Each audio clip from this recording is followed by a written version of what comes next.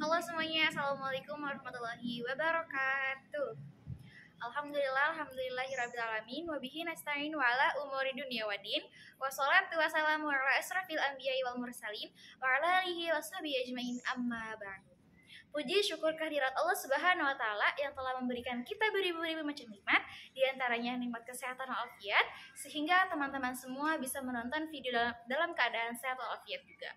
Salawat beriring salam, dan lupa pula kita curah limpahkan kepada bimbingan Nabi besar kita, yaitu Nabi Muhammad SAW, yang telah membawa umatnya dari zaman kegelapan hingga zaman terang benderang seperti sekarang. Baik, yang kami hormati Ibu Dr. Cucun Sunaingsi MPD selaku dosen pengampu pada mata kuliah Kebijakan dan Inovasi Pendidikan. Perkenalkan, kami dari kelompok 4 yang akan membahas tentang proses inovasi pendidikan. Nah, sebelum kita lanjut diskusi atau pemaparan materi, izinkan kami memperkenalkan diri terlebih dahulu. Perkenalkan, saya Wulansi Lestari sebagai moderator pada diskusi kali ini dengan NIM 2101018, dan anggota yang pertama ada Hovifah Rahmawanti dengan NIM 2103334. Selanjutnya ada Rucita Ayu Wijaksana dengan NIM 2103139, dan yang terakhir ada Zulaika dengan NIM 2103236. Nah, itu tadi adalah anggota kelompok 4 yang akan memaparkan pematerian pada kali ini. Teman-teman, yuk kita simak materi apa sih yang akan dibahas?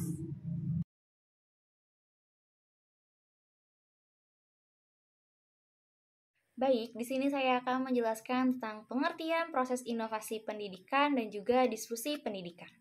Nah, untuk inovasi itu sendiri adalah serangkaian aktivitas yang dilakukan oleh individu atau organisasi mulai sadar tahu adanya inovasi sampai mengimplementasikannya atau menerapkannya dalam inovasi pendidikan. Nah, daripada itu, inovasi itu adalah sebuah ide, barang, kejadian, gagasan, atau metode yang diamati sebagai suatu hal yang baru bagi seseorang atau sekelompok orang.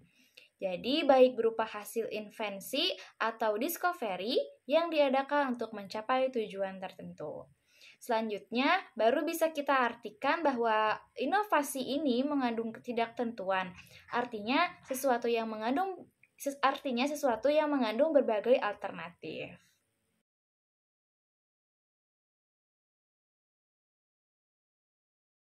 Nah, yang kedua itu ada pengertian dari difusi. Difusi itu sendiri ialah suatu proses komunikasi inovasi antar warga masyarakat atau anggota sistem sosial dengan menggunakan saluran tertentu dan dalam waktu tertentu pula. Selanjutnya, komunikasi dalam definisi ini ditekankan dalam arti terjadinya saling tukar informasi atau hubungan timbal balik antara satu orang dengan orang lainnya. Selanjutnya, antar berbagai individu baik secara memusat atau konvergen maupun memancar atau divergen yang berlangsung secara spontan.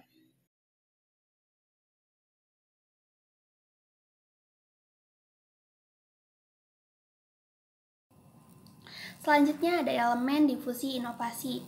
Rogers mengemukakan ada 4 elemen difusi inovasi.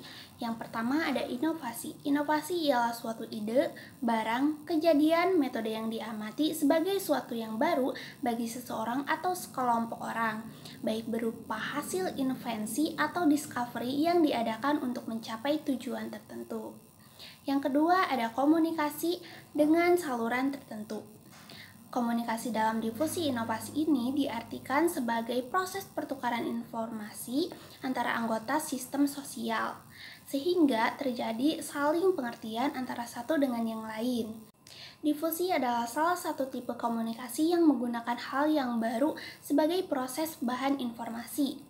Kegiatan komunikasi dalam proses difusi mencakup hal-hal, yaitu yang pertama, suatu inovasi, yang kedua, individu atau kelompok yang mengetahui dan berpengalaman dengan inovasi. Yang ketiga, individu atau kelompok yang lain yang belum mengenal inovasi. Yang keempat, saluran komunikasi yang menggabungkan antara kedua belah pihak. Selain itu, saluran komunikasi merupakan alat untuk menyampaikan informasi dari seorang ke orang yang lain. Kondisi kedua belah pihak yang berkomunikasi akan mempengaruhi pemilihan atau penggunaan saluran yang tepat untuk mengefektifkan proses komunikasi. Yang ketiga ada waktu.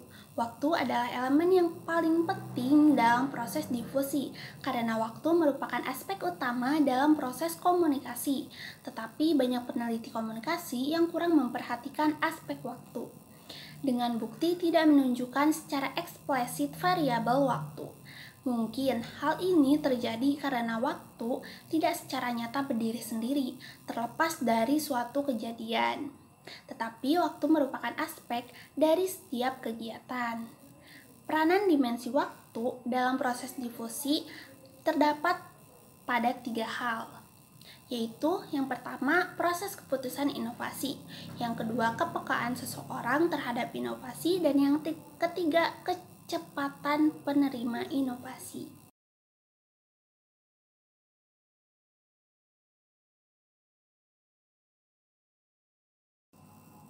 Selanjutnya ada pengertian proses keputusan inovasi.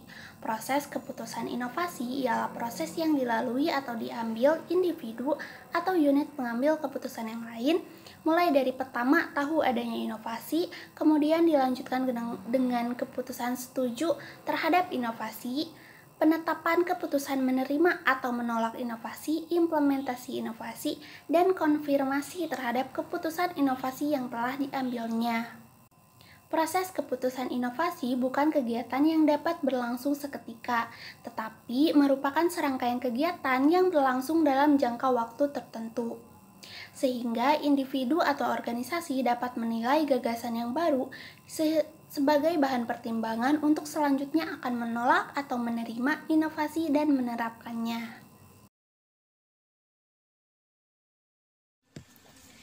Model proses keputusan inovasi. Menurut Roger, proses keputusan inovasi terdiri dari 5 tahap, yaitu tahap pengetahuan, tahap bujukan, tahap keputusan, tahap implementasi, dan tahap konfirmasi.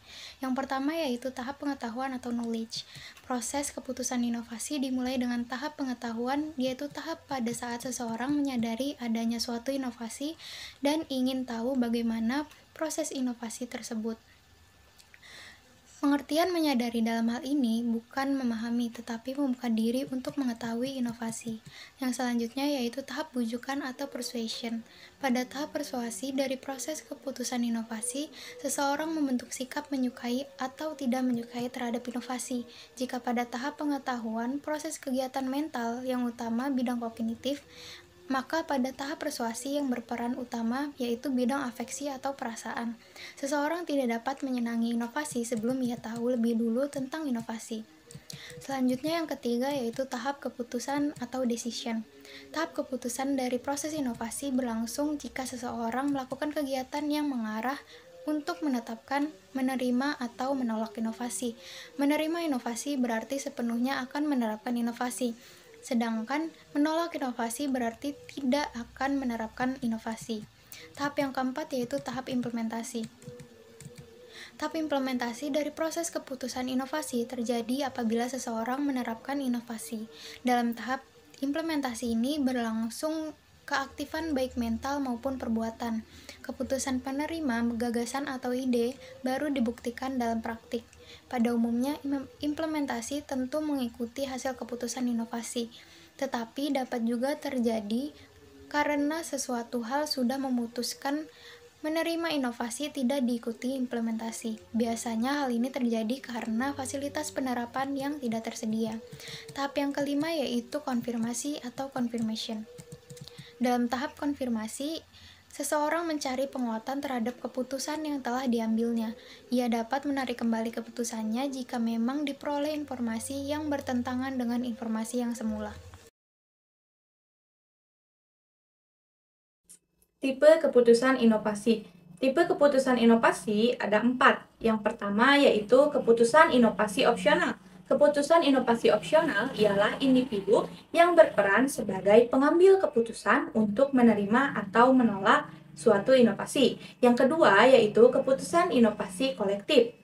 Keputusan inovasi kolektif ialah pemilihan untuk menerima atau menolak suatu inovasi berdasarkan keputusan yang dibuat secara bersama-sama dalam kesepakatan antar anggota sosial. Nah, yang ketiga yaitu keputusan inovasi otoritas. Keputusan inovasi otoritas, pemilihan untuk menerima atau menolak suatu inovasi yang dibuat oleh seseorang atau sekelompok orang yang memiliki kedudukan, status, wewenang, atau kemampuan yang lebih tinggi dari anggota lainnya, sehingga anggota yang lainnya tidak ikut serta dalam pengambilan keputusan, hanya anggota yang lainnya mengikuti apa yang telah diputuskan.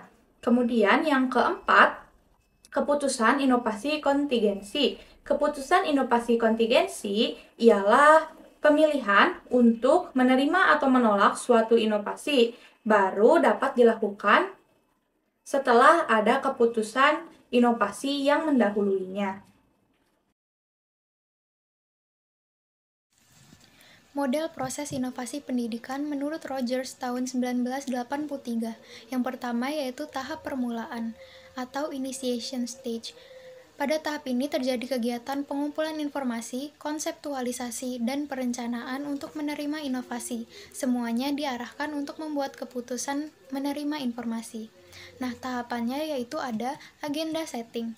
Dalam agenda setting, semua permasalahan umum organisasi dirumuskan guna menentukan kebutuhan inovasi dan diadakan studi lingkungan untuk menentukan nilai potensial inovasi bagi organisasi. Yang selanjutnya yaitu penyesuaian atau matching, yaitu diadakan penyesuaian antara masalah organisasi dengan inovasi yang akan dilakukan. Kemudian direncanakan dan dibuat desain penerapan inovasi yang sudah sesuai dengan masalah yang dihadapi. Nah, setelah didapati keputusan untuk menerima inovasi, kemudian dilakukan tahap implementasi. Tahap implementasi atau implementation stage, yaitu semua kejadian, kegiatan, dan keputusan yang dilibatkan dalam penggunaan inovasi. Tahapannya yaitu yang pertama adalah redefinisi atau restrukturisasi. Dalam redefinisi atau restrukturisasi inovasi dapat dimodifikasi dan direinvensi disesuaikan dengan situasi dan masalah organisasi. Kemudian struktur organisasi disesuaikan dengan inovasi yang telah dimodifikasi agar dapat menunjang inovasi. Selanjutnya ada klarifikasi. Hubungan antara inovasi dan organisasi dirumuskan dengan sejelas-jelasnya sehingga inovasi benar-benar dapat diterapkan sesuai dengan yang diharapkan. Selanjutnya yaitu rutinisasi. Rutinisasi yaitu inovasi kemungkinan telah kehilangan sebagian identitasnya dan telah menjadi bagian dari kegiatan rutin organisasi.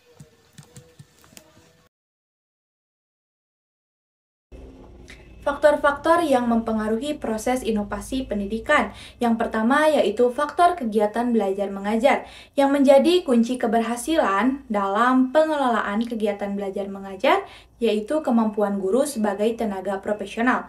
Guru sebagai tenaga yang telah dipandang memiliki keahlian tertentu dalam bidang pendidikan, diserahi tugas dan wewenang untuk mengelola kegiatan belajar mengajar agar dapat mencapai tujuan tertentu, yaitu terjadinya perubahan tingkah laku siswa sesuai dengan yang telah dirumuskan.